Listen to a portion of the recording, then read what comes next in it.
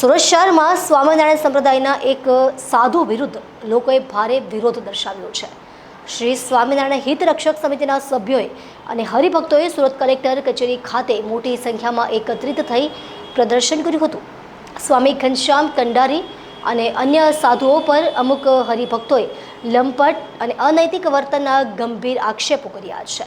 આ મામલે હરિભક્તોમાં રોષ ફેલાયો છે અને તેઓએ કાયદેસરની કાર્યવાહી કરવાની માંગણી કરી છે। વિરોધ પ્રદર્શન દરમિયાન લોકો હાથમાં બેનરો અને પ્લે કાર્ડ્સ લઈને લંપટ સાધુઓ હટાવો, સંપ્રદાય બચાવો જેવા સૂત્રો લગાવતા જોવા મળ્યા।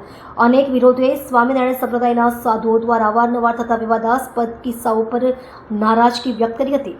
વિરોધકોએ લંપટ સાધુઓની હકાલપટ્ટી કરવા, ભવિષ્યમાં આવી ઘટનાઓ ન બને તે માટે કડક પગલાં ભરવા અને સંપ્રદાયની પવિત્રતા જાળવવા કડક નિયમો લાગુ કરવા માટે કલેક્ટરને આવેદનપત્ર આપ્યું હતું। હરિભક્તોએ આ મામલે તાત્કાલિક કાર્યવાહી નહીં થાય તો આંદોલન વધુ ઉગ્ર બનાવવાની ચીમકી ઉચ્ચારી છે।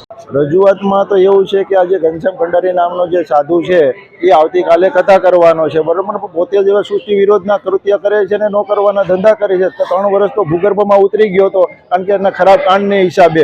તો હવે એ આવતીકાલે કથા વચ્ચે તો સમાજને શું જ્ઞાન દેવાનો છે, બરોબર? તો હવે આવા સાધુને છે ને સમાજમાંથી હાંકી કાઢો અને પેન્ટ શર્ટ પહેરાવીને ઘરે મોકલી દો।